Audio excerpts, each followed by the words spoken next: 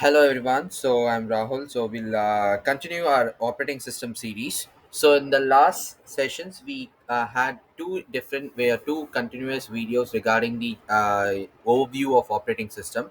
We talked a lot about it. I've given you the definition of OS, like what operating system is all about, and as well as the operating system structure, computer system architecture. We also talked about interrupts, and we covered a lot of things in the overview of the operating system. This video, we are going to start with operating system structures. We are going to talk about a lot about system calls as well as system programs. Why I'm more specifying system calls and system programs in such a way that a kind of operation what you're going to perform, and it can be any kind of operation, like storing a file, reading a file, or creating a new file, storing inside a directory, creating a new directory. Each and everything is done through, what may I say, through the system calls. We are supposed to provide a call to the system, a call to the operating system in such a way that based on the call and based on the parameters what we're going to pass inside the call, it should perform the appropriate task. Like programs, it's going to be a sequence of instructions that we're going to follow inside. Make sure to follow the preferred instructions for what kind of programs we're going to follow, and based on that we're going to start doing it. And the remaining things are gonna be the same thing what we have seen in the last video. We're gonna give you an overview about it, and much more thing. We're gonna spend a lot of time in system calls and system programs, and we are also gonna what can I say, spend some time for system. Let's see about the agenda of chapter number 2 in our series. So yeah. So we have operating system services. First, let's talk about the operating system services and user operating system interface. That is, we are going to talk about the UI part, the user interface part, and followed by we're going to talk about what system call is all about, what are the types of system call we have, the system programs what we have, and operating system design and implementation, operating system structure, operating system debugging, operating system generation. We're going to talk a lot about it, but I'm not going to give you much space over there. Why? Because these and all the things you guys already know about it. Since we for a non for an IT background people, this could be an what can I say, a thing which will be heard by heard to you more than often a lot of times. But for the non IT background, it's gonna be new for you. And I think so. With the help of mnemonics, what we're gonna give you, or what I gonna give you in this video, might help you a lot. And finally, we're gonna look about what system boot is all about. A very important thing in this chapter. We're gonna talk a lot about the system boot. We're gonna talk a lot about the system programs, and we're also gonna talk about the system calls and the types of system calls what we're gonna use. Okay, let's dive into chapter number 2. Right. So, what are the operating system services? We already talked about what is an OS. So, the OS is going to be a software program which acts as an intermediate between the user as well as the application programs. Oh, sorry, it's going to be for hardware. Why? Because application programs are another the one of the component of your computer system, where OS is going to give you the access to the user so that user can able to access the hardware easily. If you're going to access if you're going to access the monitor, if you're going to access the keyboard, if you're going to access any of hardware, not only about the input and output devices, not only I'm talking about input and output, can also be other kind of storage or motherboard services, etc. and etc. Right, motherboard services, etc. and etc. It can be any kind of hardware the user can access. So for that, OS should able to provide an access. So the program which is going to give you the access is called as OS, and we given you the definition about OS much more definite way. And we also talked about the roles of OS, right? So what operating system is going to do? Operating systems are going to give you a revision, a kind of revision, which might help you to cover, which might help you to go overview those the part what we're going to cover right now. Even though if you're not seeing the last two sessions of operating system overview, you'll have that in their description box too, and I'll also ping in the top so they can able to see those videos and start learning learning about operating systems. Right. So OS, we talked about OS is gonna be two different parts. One is gonna be resource allocator, and it's going to be control program, which is going to allocate resources to the user, as well as it's going to also going to be a part of controlling each and every controlling each and every programs, or controlling each and every user is going to access the resources, right? Okay, let's, these and all the things we have already seen. Let's dive into the new topic. So what are the services the operating system is going to provide? So the operating system is going to provide an environment for execution of programs and services to programs and users. Yes, I can definitely say that operating system is going to provide me an environment. Let's take, I'm using an Windows operating system, Windows 11, and it's going to give me a platform where I can able to code, I can able to do my projects, I can able to do my blogs, I can able to do my YouTube videos. I can able to do anything, anything which is needed to me, right? If I want to watch any YouTube videos, I can do, or if I want to document anything, I can do. So based on my programs, what I'm gonna execute, the OS is gonna provide me an hardware, or an OS, or I can't able to say it as an hardware. And gonna give me the environment. How the environment is gonna be? The environment, so environment is gonna be user friendly to me. Because right now I'm using a Windows operating system, and some of you are using your will be using your like another operating system like Linux or Mac OS, which is more convenient to you, so which provides you a better environment, so that it's going to be user friendly to you too. So one set of operating system provides functions that are helpful to the user. First and foremost thing, what you're supposed to know is nothing but your user interface. Why? Because whenever, let's talk about, whenever you're gonna look into one important application, a full stack software application, the first and foremost thing what you will check is all about the UI. If the you will check about UI. Why? Because why I'm specifying more a lot about UI is nothing in a way that if the UI is more exciting, if the UI is more covers a lot of abstraction, and if the UI is user friendly to the user, then that software is a successful software. Why? Because once the UI is up, yes, I can able to see my, if the UI is somewhat friendly to me, then it's going to be an successful project. So the same thing, OS is going to provide us the user interface, so that almost so that we can able to have a beautiful communication, or we can also execute the services.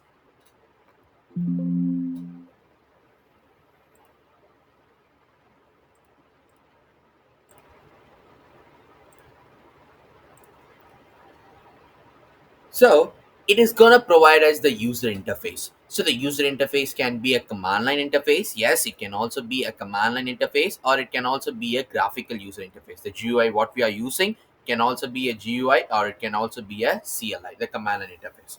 Right. So the program execution. What is going to be the next service? The next service is going to be the execution of the programs. So it should, we know that OS, we already know that it takes the program from the memory,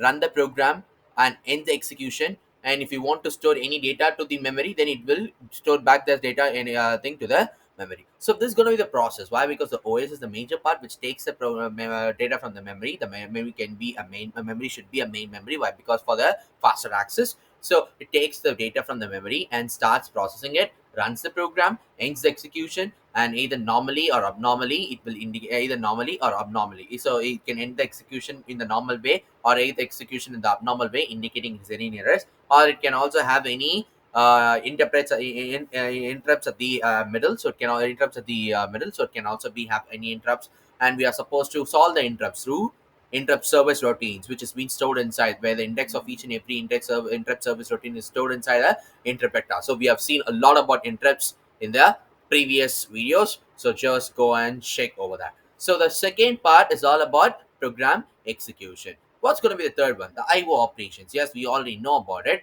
So the IO operations covers running program where we need to have any assistance of input output devices. For instance, if I want to type anything to my user document, then I need to have a keyboard assistance and a mouse assistance. And to take any class, to take in any online class, I should have an assistant with my stylus and mouse and keyboard, etc, etc, etc. So those IO devices are very prominent, and I'm supposed to have those assistants to have my to run my application. So these are gonna be the services of operating system. The first and foremost thing, the user interface, the execution of the program, and finally the input output operations. Yes. Now let's talk about it. So this is going to be another one set. So the one set is going to be like a kind of execution, provides you the UI and provides you the input output operations. Yes, we can able to do those things in a more in a complete set. Then another set, what service is going to be provided. The first service is all about the file system manipulation, right? The file system manipulation is very very important. Why? Because each and every user want to access a file.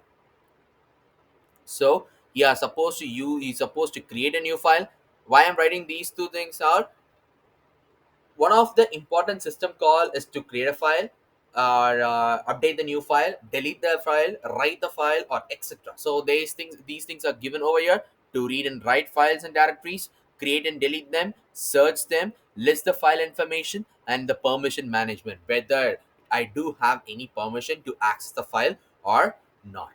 This is one important thing. Then for communication, the process may exchange information on the same computer or between computers over network. It can also, like the simple thing, guys. If I want to explain you this thing, if I have a computer, if the communication is within the computer, or if you're gonna if it's gonna communicate with the other computer. So this is all about the communication point of view, and the OS make sure that it can able to communicate it. And I will just say you how can we communicate. It's very simple. This, let's take this gonna be A and this gonna be B. A is gonna communicate with B by sending some data to B, right? So the A should know the IP address of the B, so that once the IP address is known, I can able to move the packets, right? So the packets are moved. Packets are nothing but the data collection, where you learn a lot about packets in our networking computer network section. So it might help us a lot. So second thing is all about communication. Then what is going to be the third thing? Third thing is all about error detection. We are going to detect the errors. The errors can be in terms of input output devices, more occurs in CPU or memory hardwares. So in errors can be from any kind of perspectives. It can also be from any CPUs, from hardwares, from IO devices, etc., etc., etc. And a very important thing, for each and every type of error, the OS is going to take appropriate actions to ensure correct and consistent computing. Why? Because the errors which is occurred in CPU should be solved in some appropriate way. The errors which is occurred in memory hardware should be solved in some appropriate action. Then the errors which is happened in IO devices should be solved in the appropriate action. So the errors depends upon the origin from what it has been discovered, what it has been occurred, and the resolving techniques what the OS is gonna take is depends upon the origin of the errors, right? So I think so. We have talked about six important services: UI and UI. Then we talked about UI, we talked about program execution, IO operations, file system manipulation, communication, and error deduction. So just give you an overview how the system services is gonna happen. And another set of things, as I said, it's gonna be the same thing, guys. It's gonna be the resource allocation, accounting, and protection and security over of the user. So we already talked about resource allocation, and if there is any multiple jobs running concurrently, resource must be allocated to each of them based on the scheduling part. What we have already talked about it. Scheduling is very very important, guys. Job scheduling is very very important. We're gonna see lots and lot of algorithm and job scheduling in the next chapters, because if I provide you the better base or better infrastructure about what OS is all about, then job scheduling and other for further what can I say, the consecutive algorithms what we're gonna see in operating system series is gonna be very simple for you. Then accounting, to keep track of which users use how much and what kind of computing resources, a kind of accounts what we manage. And protection and security, what kind of protection we're going to make sure that, and what kind of security we are made, like any user authorization, or we are going to extend any extend our defending external IO devices from invalid access attempts. All things are come under the security, right? So this is all about the service of the operating system. And as I said, the operating system UI, you guys all know about what CLI is all about, the command line interface, where you can able to talk to the OS, or we can able to communicate with the OS with the help of commands. So this is very very important, guys. If you want to learn a lot about OS, I want you to learn some of your commands. Okay, so we are gonna have a complete section of Linux commands. Why I'm chose Linux commands in such a way that Linux is a base of each and every operating system. Why? Because if I want to say Linux is not a GUI based operating system. I can it's not a GUI based operating system. Why? Because each and every services, like for creating a file or removing a file or renaming a file or to output anything, each and every operations what we're gonna which is gonna done by OS is done through commands. So we are supposed to use our command line interface very effectively in such a way that the processes can be executed in Linux operating system. The GUI based operating system, what we are very fond of, which is Windows, and another GUI base, a kind of GUI base, why? Because I'm not used it, so which is Mac OS, or I should say they are derived they are derived from the Linux operating system. Why? Because when you provide like text, let's provide you instance. Like if I just drag my mouse and right now say what can I say, left click my left click it, and if I chose a new file, so I'm just doing like a left clicking, provide creating a new file, providing a new name of the new file, and storing the files. But behind this, lot of commands are happening.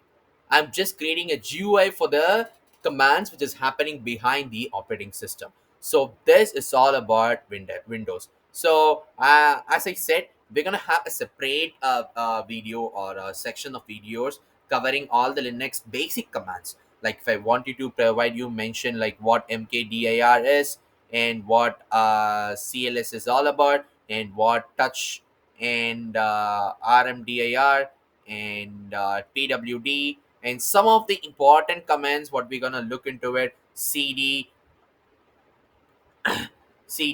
and a kind of things. So we are what are ls, some of the important commands which is efficient commands we are using in our GUI based operating system. We'll talk a lot about it, and if it is provided, we'll provide you the section of video regarding the Linux commands, right? Okay, then GUI based, you guys know about it. User friendly icons will be there, mouse, keyboard, and monitor will be there, and you can use your folders to provide you a kind of a provided GUI which can help you a lot, so that you can able to attract through it. So that's very important. As I said in the beginning, if a full stack software application has a good GUI, then the market about or the popularity about the full stack software will be somewhat a bit higher, right? So many systems now include both CLI and GUI interface. Microsoft, so now you guys know that Microsoft Windows,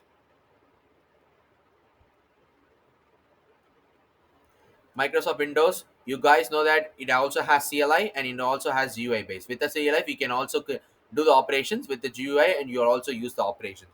So but more efficiently we use GUI. We don't come back, we don't go back to CLI, but I wanted to learn a little bit about that. And Apple Max or Mac OS X is Aqua GUI interface with Unix kernel underneath and shells available. Unix kernel under Mac OS, just an information for you. And Unix and Linux have CLI with optional GUI interfaces, CDE, KDE, and genome, right? So a kind of thing. So Microsoft has both the GUIs like CLI and GUI. Mac OS is being arrived from Unix, Linux, and Unix. Linux and Unix are we have CLI with optional GUI interfaces, which is genome, CDE, and KDE. Just for your information, I'm just saying so that if kind of any questions has been asked, what kind of optional GUI interfaces are available in Linux and Unix, you're supposed to say CDE, KDE, and GNOME, and how the Mac OS has been derived from. So Mac OS GUI interface name is called as Aqua, which has been arrived or which is with the Unix kernel underneath and shells available. Clear? Sure. Yes. Yeah. Now the major part of this section, system calls. As I said, we already know about. We are gonna do some operation. We are gonna we are gonna access. We are gonna what can I say? Let's give you an instance. We have a user. Let's call as a user, and we are gonna create a file. Inside, we are gonna create a file which is called as a.txt. After creating the file, we are writing the contents to the file, like say hello world, a prominent word in each and every beginning of practicing in each and every programming language. And after writing it, I'm gonna store the file inside a directory called as abcd.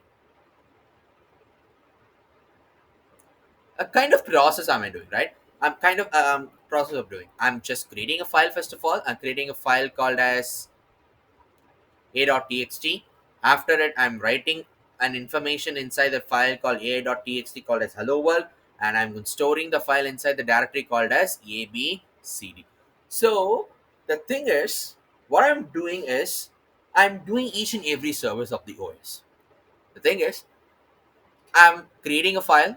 One of the option, I'm going to create a file, one of the service which is being provided by the OS. Am I right? Yes. The OS, we talked about OS services, GUI, programs management, and we also talked about um, IO interfaces. So we talked a lot about it. So program management, management of programs, resource allocation, etc. and etc. services of the OS. So now the service is all about, we are gonna provide, we are gonna create, we are gonna manage some programs, manage our applications, so we are supposed to have a programming interface to the services provided by the OS. Am I right or wrong? We should have a programming interface. Why? Because to create this file, we are supposed to write a program.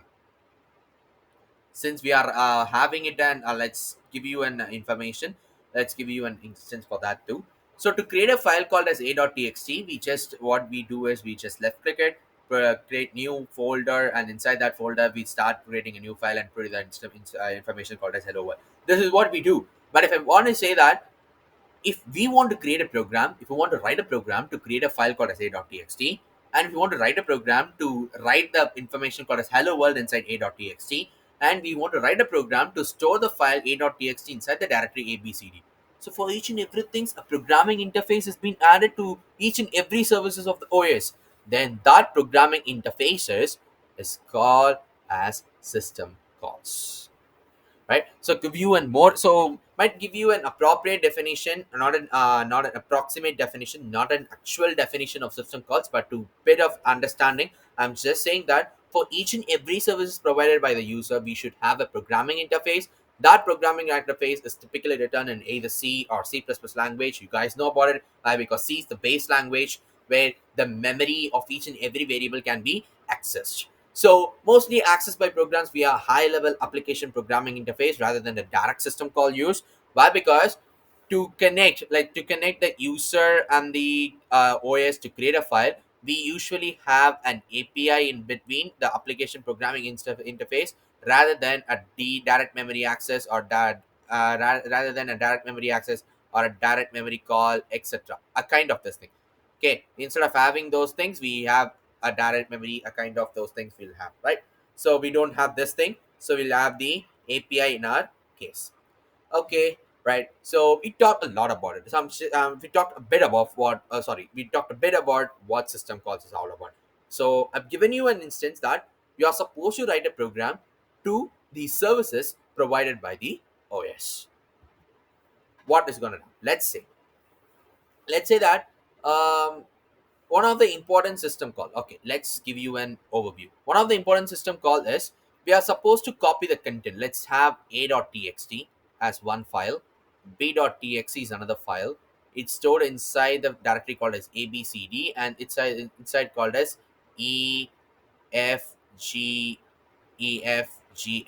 right? So we are supposed to copy the contents which is present inside a.txt to b.txt. That means from one file to another file. A kind of system operation, a kind of OS operation, we are supposed to write a program, right? So we are supposed to have a system call in such a way that we can able to execute this process, execute the service which is being provided by the OS. Am I right? Why? Because we can't able to do directly. We are supposed to provide a call to the system in such a way that yes, the user asked to copy the contents from file a.txt, which is present inside the directory abcd, to the file b.txt, which is present inside the directory called as efgh. Right? So, what happens? For this operation, what kind of system call sequence has been happened? Let's see the example which is given here. First of all, we are supposed to acquire the input file name. Yes, write the prompt to the screen, accept the input, accept the output file name, write prompt to the screen. Right? So first of all, we have to accept the input, accept the output, and accept the input file name, each and everything. And we are supposed to check if the file does not exist, what we are supposed to do, and create the output file. If the file exists, we are supposed to abort it. Why? Because it should be a new file. Right? B.txt should be a new file. We are not supposed to have it at the same file inside the same directory too. Right? We are supposed to abort it and loop it. Each read from the input file, write to the output file until read fails. So we are supposed to loop it, where we are supposed to copy each and every lines which is present inside a.txt to the file b.txt, and close until read phase. We are supposed to provide to run this program, close the output file, write the completion message to the screen, and terminate normally. A kind of a simple dot, right? If I do wanted to copy the contents of one file to another file, but how much of system call sequence is happening behind it? We are supposed to get the input file name, we are supposed to get the output file name, we are supposed to write the prompt to the screen, and we are supposed to check whether the input file exists or not. If the input file does not exist, we are supposed to abort it. We are supposed to create the output file. If the output file is already present inside the other directory, we are supposed to abort it. We are supposed to create a loop in such a way that each and every line present inside a.txt is being copied to b.txt, and we are supposed to write the completion message and terminate it normally. Why? Because we don't have any errors in such a way that. God, yes. So kind of a log of system call sequence. We thought that just like clicking, just left clicking it, creating b.txt, and we are supposed to. So first of all, what do we do? We open the a.txt, copy controls A, control C, then we'll get back to efgh folder, create b.txt, control V, control yes. That's it. But behind this, how much thing is happening, get to know about, guys. The operating system, what is happening behind is huge. We actually don't know what is happening. Right? Okay. So example of standard API. What standard API? As I already said, I guys, I think so you don't want to know about it, but I'm gonna say something else extra. Because most of where we talked about we most moreover we talked about that there is gonna be an API rather than a direct memory access, a direct access. Rather than a direct access, I'm gonna have an application programming interface where we're gonna connect two applications. Let's take a.txt and b.txt. It's gonna what can I say? Connect the two applications. Moreover, and more generally, this API is written in two different languages. One is C, another one is C++. Why I'm specifying more C and more C++? Why not Python or why not Java behind each and every operating system is based on my assumption, what I've learned so far. Python and Java cannot able to access your memory as quick as possible, but C and C++ can able to access the memory of each and every variable which is being stored, the array, the linked list, whatever things we are going to create inside C, create in the programming language called a C and C++, the memory where it is being stored, the address of the memory where the variable is being stored can be easily accessed. So moreover, the API is written in the terms of C and C++. Okay, right. So how the system call is going to be implemented? So we do know about what system call is. Right, I'm going to provide a programming interface to each and every services provided by the OS. Any simple service, I cannot be a file system manipulation, any service. I'm going to provide a programming interface. That programming interface generally called as a system call. Right? So for so far we have learned kind of that. What system, how the system call is going to be implemented? Let's talk about this. So a typically number associated with each system call. So I'm gonna give you an overview, guys. So let's talk about it. Typically a number associated with each system call. Okay, and system call interface maintains a table index according to these numbers. The system call interface invokes the internet system call and OS kernel and returns status of the system call and any return values. The caller need to know nothing about how the system call is implemented. Just needs to obey API. So I'm just reading it, but if I want to give you an explanation, right? Let's give you an overview, right? Let me come back here. So how the system call is going to be implemented? As we already said that OS is going to be in the form of user mode and kernel mode. There are two modes of operation.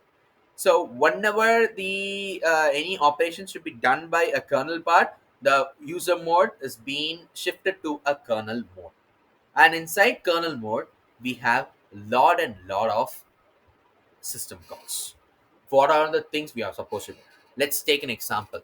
So we said that we are supposed to create a new file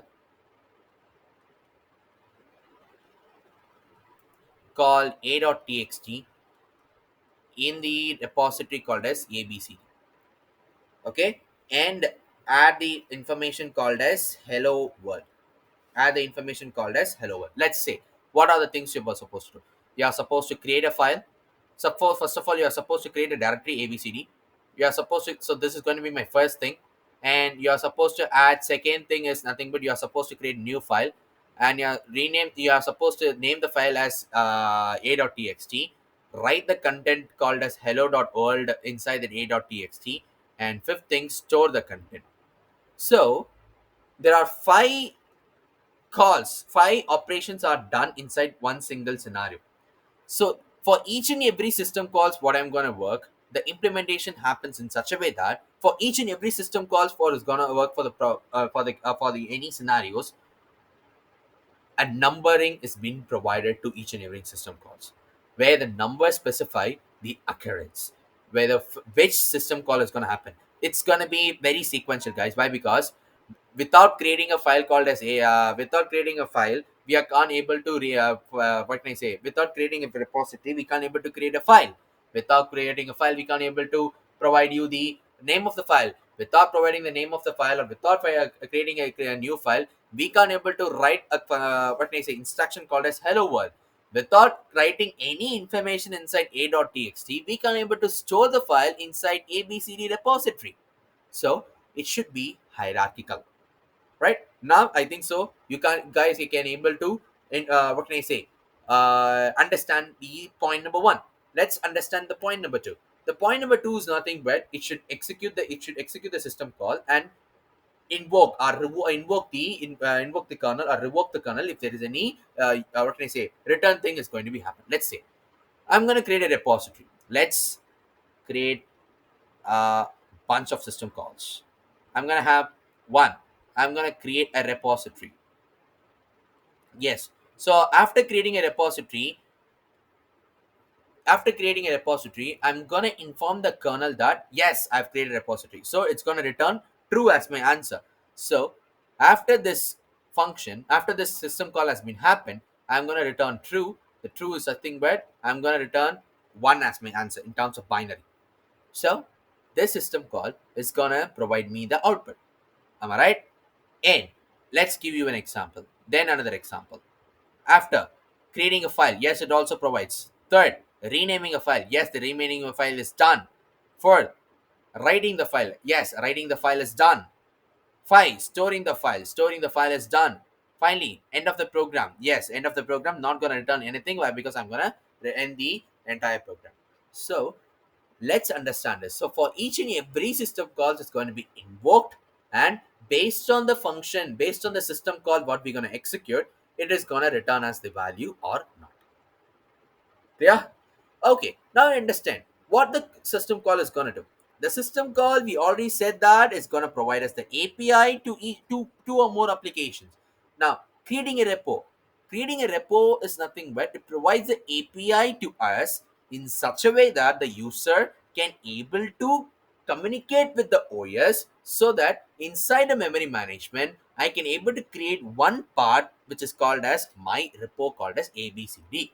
Provides an API where user is gonna communicate with the OS. So OS make sure that I'm gonna provide you the access to the memory, a part of a memory called as AB part of a memory. I'm gonna store as in one of my repo called as ABCD.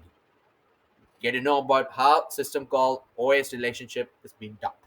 Moreover, this is gonna be the main part, right? So this is what it is being given here. So I've explained with my own example. You can also look at this example also, right?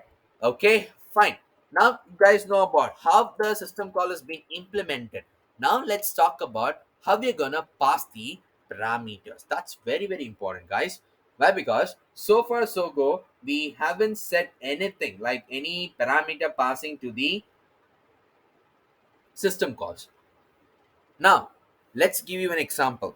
Now if we want you to write anything to the file called as a.txt, am I right? A.txt is one of my parameter, right? And what is the content you're gonna write, which is called as hello world, right? Hello world. So these are the parameters to the system call. The name of the file as well as the content, what is gonna write inside the file. Clear? Okay, let's talk a lot about what parameter passing is. Often, more information is required than simply identity of the design system call.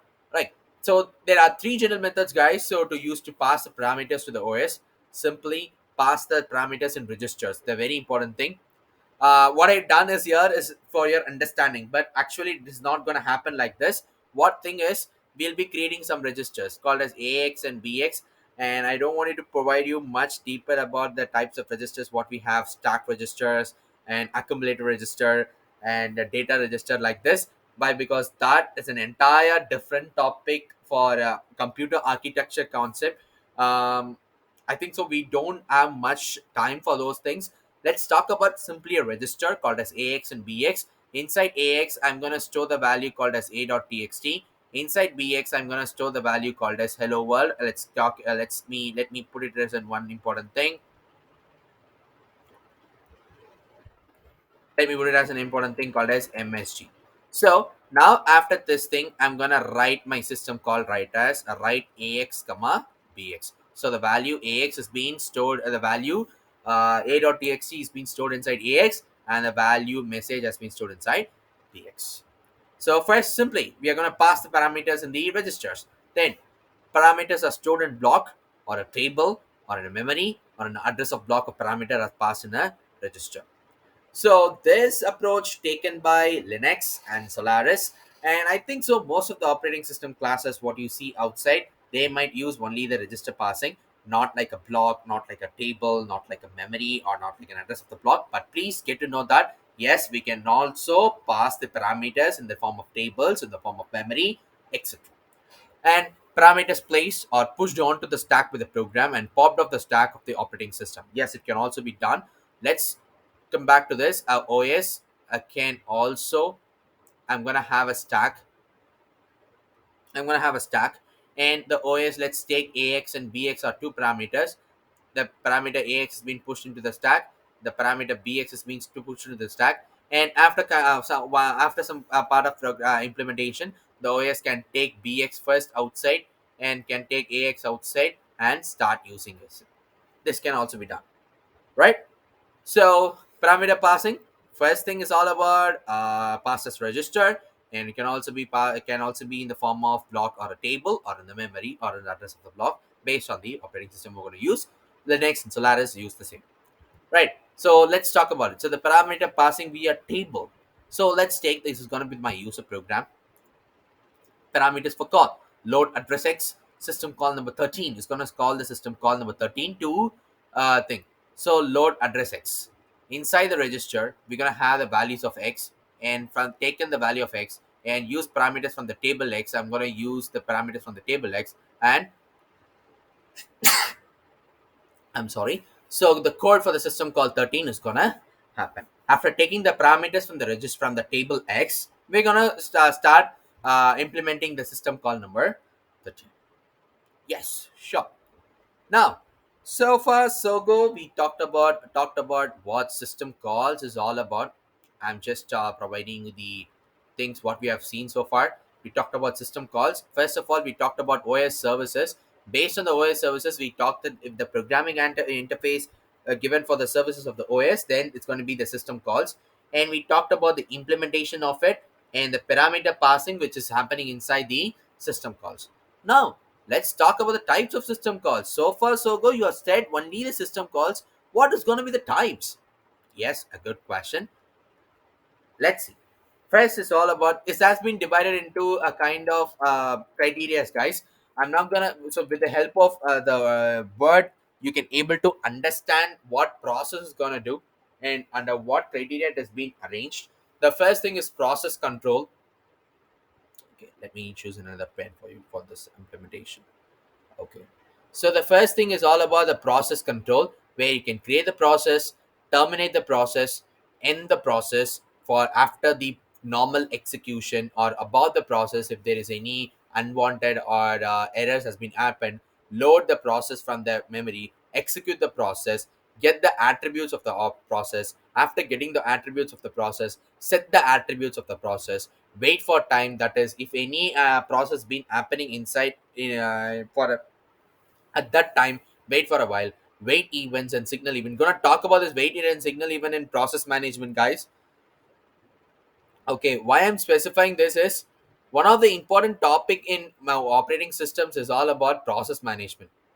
Okay, why? Because most of your interview questions come from your process management. You are supposed to know those things very much clearly. We're gonna talk a lot about that and how to allocate the memory and how to free the memory. And if you are supposed to have, if you have any, if there's any error occurred, you are supposed to dump the memory, and debugging tools, locking for any shared data between the processes, etc. So this system calls, you guys know a bit like before. No, after seeing the name of the system, like a criteria of the system calls. But inside process management, you're going to see how these system calls, the entire implementation of the system calls in detail.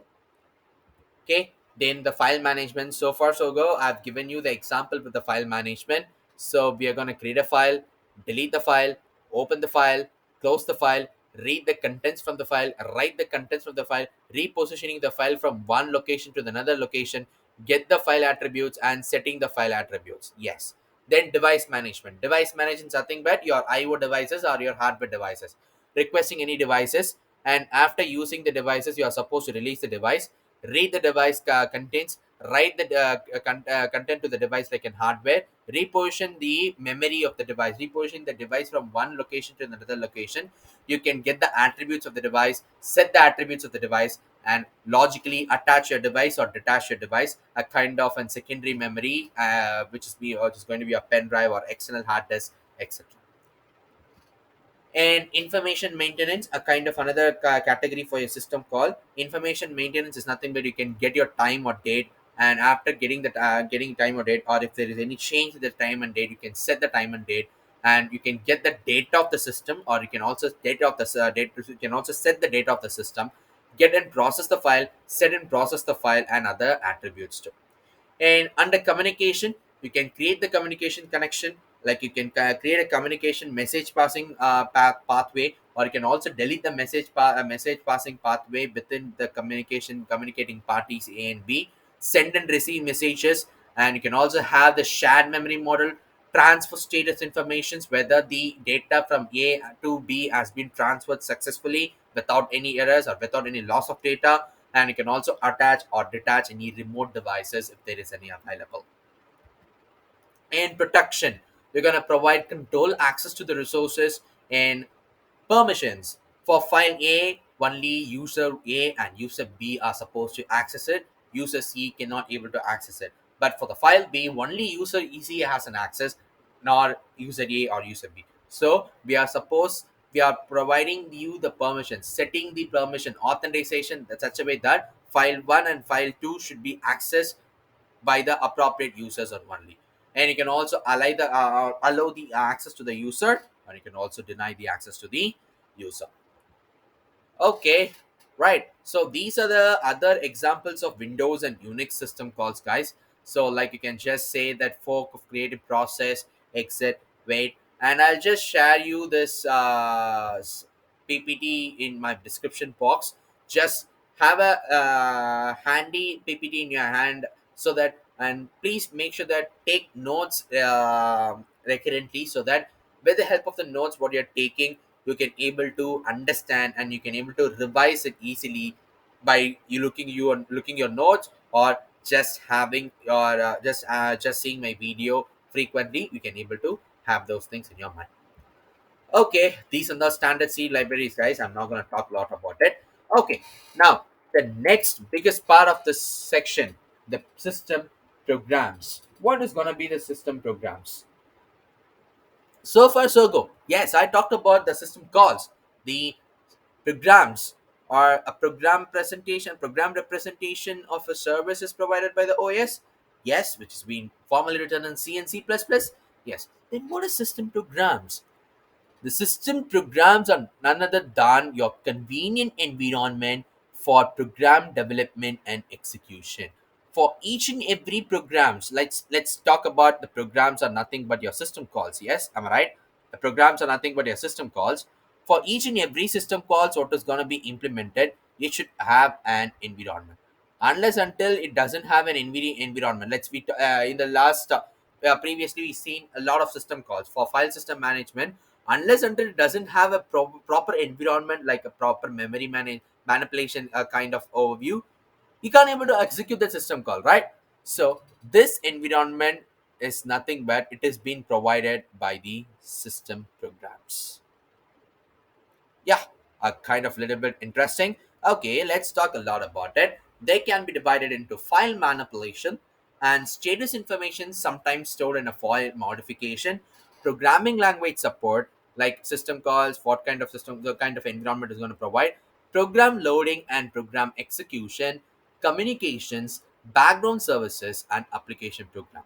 Yes, a little bit of interested. Why? Because file manipulation, yes, these two things are going to be provided almost frequently. What kind of programming language is going to provide us the support in loading and execution? We are supposed to load the program from the memory and get executing it. For executing, we are supposed to have a compiler or a debugger to check the outputs, compiler to make sure to compile the program, and should have the assembler, each and everything. So a kind of environment is being provided by the system programs, right?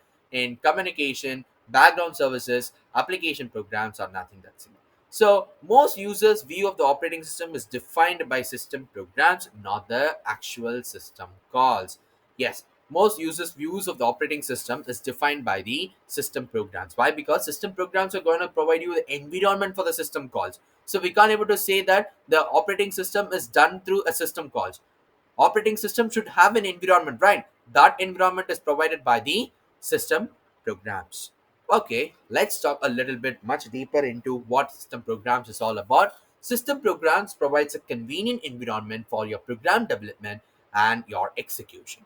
And we talked about the first category of system programs is file management. You can create a file or create a file in directories, delete the file in directories, copy files and directories, rename your file and directories, and each and every operations what we usually perform inside file management, we are the environment is being provided by this system program category. And the status information, some ask the system for info, date, time, amount of available memory, disk space, number of users. Yes, even though let me say that, yeah, like whenever I'm getting prepared to my each and every examination, when I'm seeing the PPT, then I look into my time. That things I'm asking the system to provide me the info, like provide me the date when the file is being created, provide me the time when the file is being created. So it's provide me an information, providing me an infrastructure or an environment in such a way that I can able to get the information, the status information, right? And other provides detailed performance, logging, and debugging information. Performance are such a way that if any programs are executed more easily, like why? Because if the program is being executed more fast, if the throughput is high, then I can able to say that the OS performance is high. So for that measurement, I'm supposed to have an environment in between so that I can able to get my detailed performance. That is all about your system programs. Okay, right. So some systems implement a registry used to store and receive a drive your configuration information. Okay, we talked a lot. We talked about first two things. And file modification, you can just from the name itself, you can able to get into the system programs. And programming language support, program learning and execution. For programming language and support, what are the programming? So first of all, we need to have compilers for C, assemblers for other for programming languages like Fortran, and debuggers and interpreters for Python, debuggers for any other programming language. For each and everything, we need to have a support for this. Unless until we don't have a support, we can able to execute any system calls. And after having programming language support, we are supposed to have the program loading and the program execution. We are having absolute loaders, relocatable loaders, linkage editors, and overlay loaders, debugging system for high level and machine language. Why? Because we know that we are machine can able to understand only the machine language. This is nothing but the binary language, zeros and ones. We are supposed to communicate with the system in such a way that yes, I can able to have a proper communication.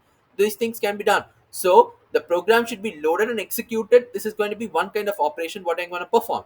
So the absolute loaders, the relocatable loaders, the linkage editors, and the overlay loaders are some of the examples of your program loading environments, which such a way that it can able to load the program from the memory and start executing it, so that the machine converts the program to an binary coded file. Yes, to a binary coded file, and which is nothing but your executable file. Am I right? Which come into an executable file, so that I can able to execute it.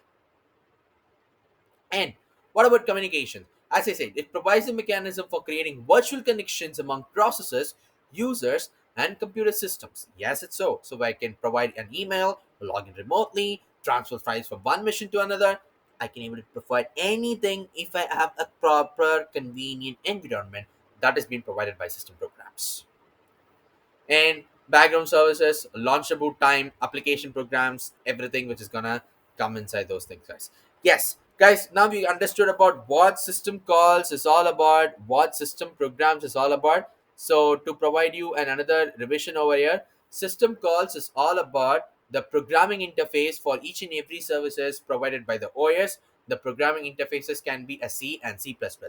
But most of the users don't think that OS is being defined by a system calls. Why? Because just is going to be a programming interface.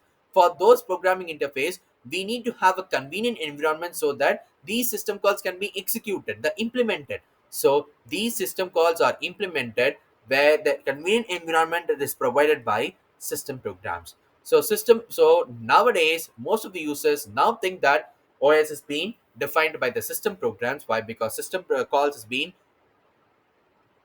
implemented by the convenient environment provided by the system programs. Clear? Okay, this is all about your operating system design and implementation. You have user goal and system goal. All those things we already talked about it. What the user is supposed to do, what the system supposed to do. The user are supposed to provide a convenience. It should be convenient to use, easy to learn, reliable, safe, and fast. System goals is nothing but what are the goals of the system? Yes, I need to provide you a easiest design. I need to implement and maintain it as well as flexible, reliable, error free, and efficient. Right? So I don't want you to bore you with those operating system design and implementation a lot. Okay, let's talk about operating system structure. We already talked about the structure of your operating system. Am I right? Am I right or wrong? Yes, we had already talked about it. We talked about the interrupt service routines there. Yes, general purpose OS is very large program. Yes, Windows is a very large program, guys. Okay, so what are the structures of OS? What are the different structures of OS? I'm just for your theory purpose, we are having those things.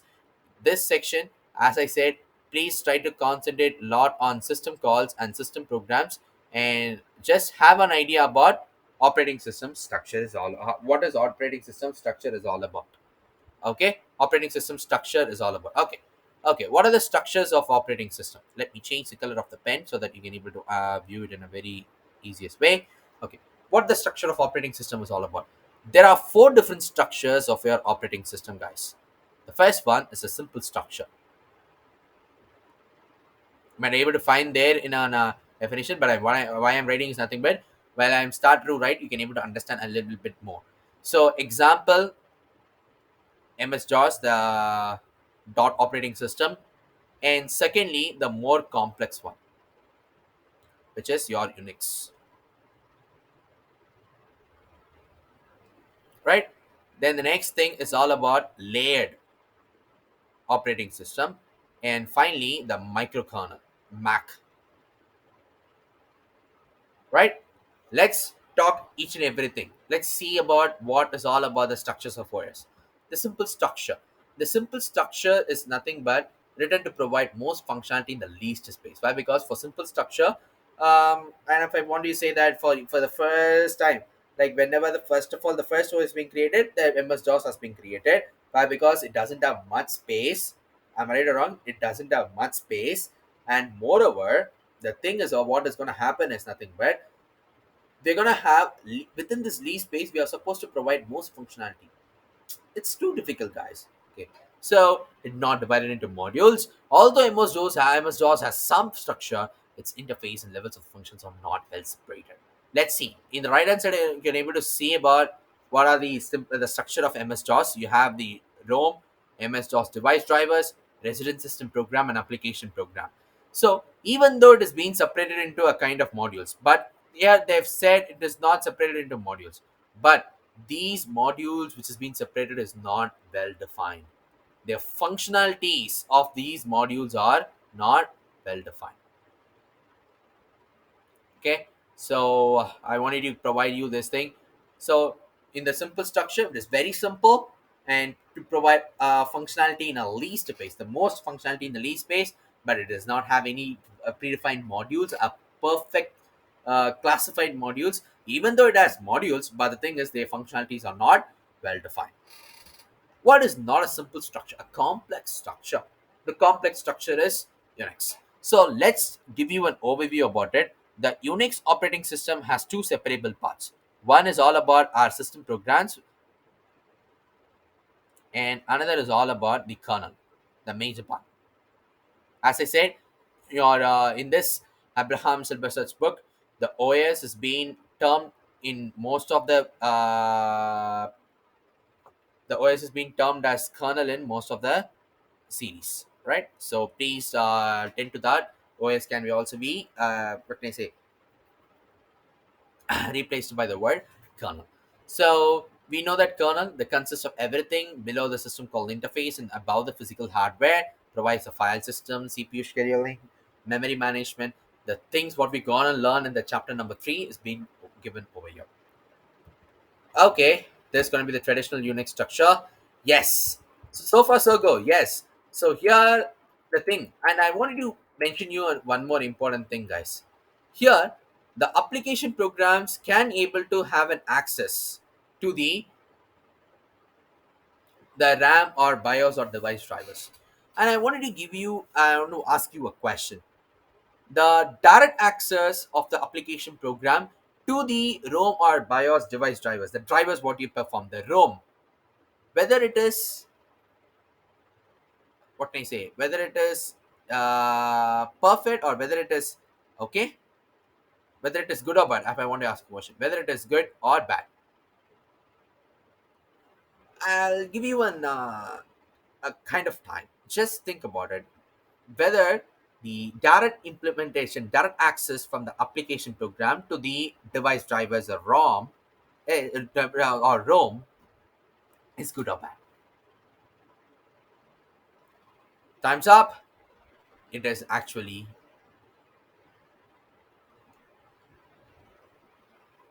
a bad thing. Why? Because the very important thing is whenever I do have like the application programs what I created do have a direct access to the device drivers, then the system can't able to provide any kind of security.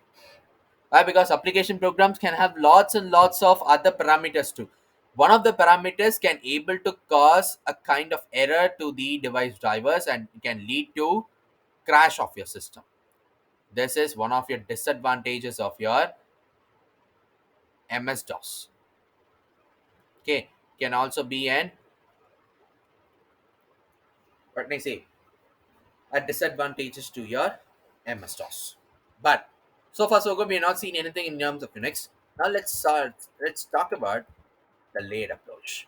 The layered approach has been layered approach from the name itself. We can able to understand the operating system is being divided into layers from 0 to Yeah, it kind of like this. So layer 0, layer 1, layer 2 goes on to layer n, and the user interface at their layer number n.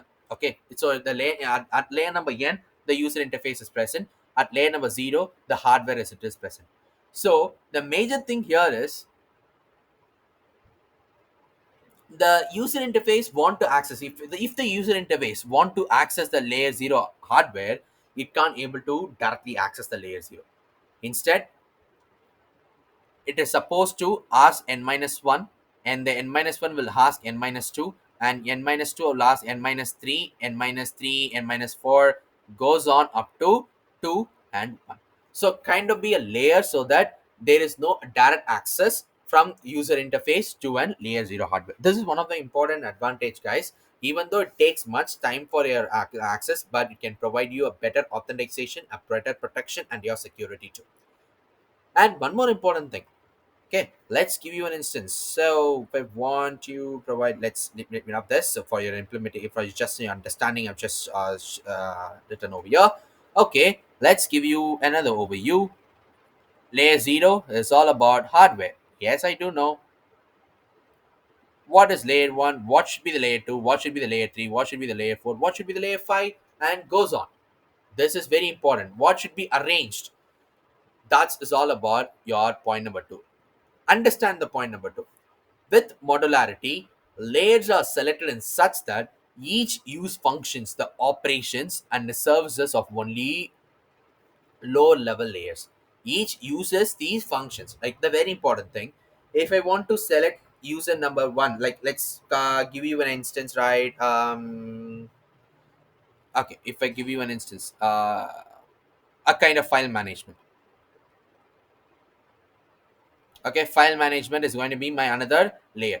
So the file management is placed in layer number 1 in such a way that the operations or the systems which is going to be used by the file management is supported by the hardware. Clear? So we are supposed to arrange in such a way that the each and every functions of the particular layer is being provided, or the services of one of your next lower level layer. Let me give you another instance. Now file management is placed at layer number 1, but instance, if I want to place memory management at layer number 2, it can't able to process.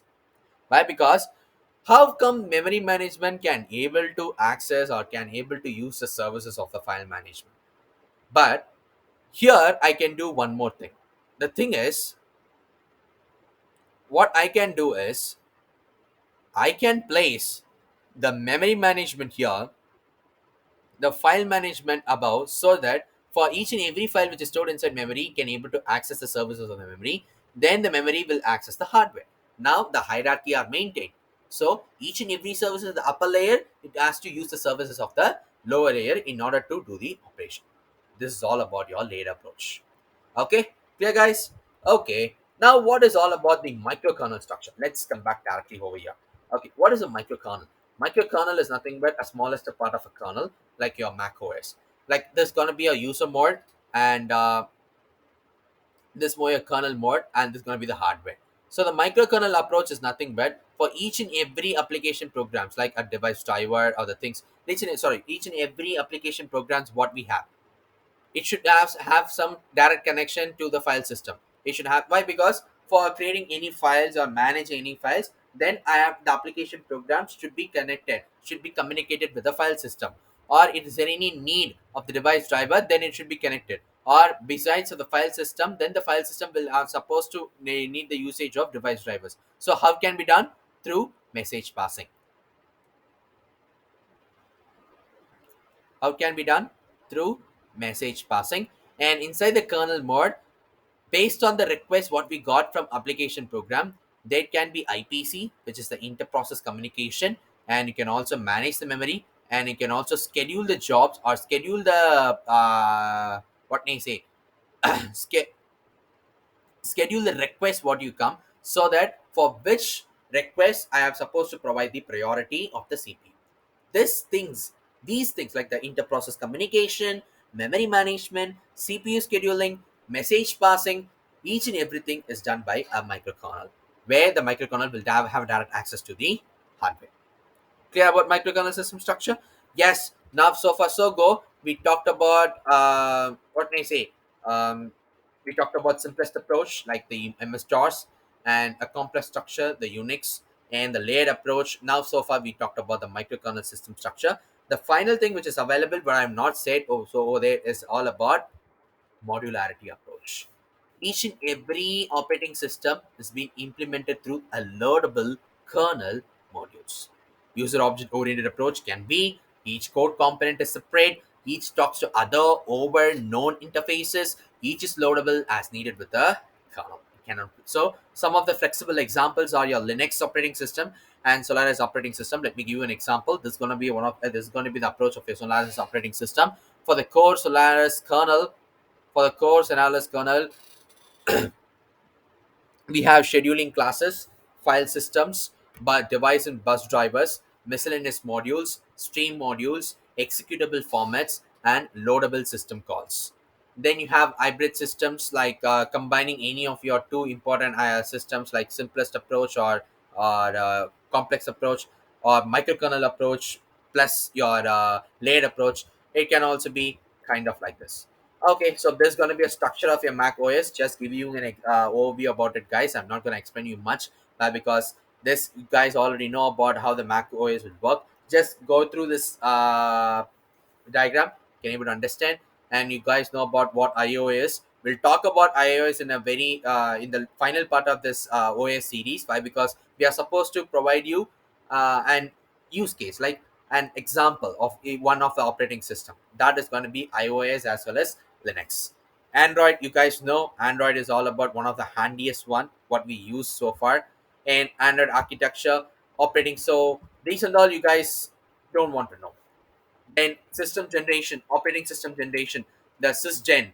So one of the generation is that one of the thing is we are supposed to provide evaluate our systems to next generation. So there should be a program in such a way that which provides, which collects or which obtains the information concerning the specific configuration of the hardware system. So with the help of sysgen program, what we have, which contains the information about specific configuration of the hardware system, so that with the help of the provided information we can able to build a specific system compiled kernel or system tune, and we can also provide more efficient code than one general kernel. We can able to generate our operating system to the next level by knowing the configuration of the hardware system, the present configuration of the hardware system. So that is being provided by system. Clear? Okay. Okay, now let's talk about the last part of this section, guys. The last part of the, not only the section, the last part of the chapter number 2, the operating system services, the system boot. So far, so good. Talked a lot about system boot in my first class itself. Why? Because whenever you're starting OS, you will start one of your important program called as Bootstrap program, which is being stored either inside my ROM or EEPROM. Why? Because it can also be an erasable programmable read-only memory or electrically erasable programmable read-only memory. If you guys do know about it, go and Google about what EEPROM is all about, what EEPROM is all about, and we are supposed to do it. Here they are given much more things. So the Bootstrap program runs. So when the power, so I'm gonna again make sure that, so moreover, what happens is nothing but the ROM, or we can able to say where the location where the Bootstrap program is stored is called as firmware. Okay, so the firmware ROM is used to hold the initial boot code. We are supposed to initialize the Bootstrap program and start executing it. So we are supposed to have a small piece of code called as Bootstrap loader, which stores inside ROM or EEPROM, locates the kernel and load into memory. And so the Bootstrap program, what the Bootstrap program is gonna do? The Bootstrap program it's gonna locate the kernel. Why? Because as I said, so it's gonna locate the kernel and load into the memory. Why? Because we are supposed to load into the memory and starts it. After starting it, sometimes two-step process where boot block at fixed location located by ROM code or which loads Bootstrap loader from the disk. Okay, so what going to be the Bootstrap loader? How far the Bootstrap program is being loaded, where the Bootstrap program is going to find the kernel, and start executing it.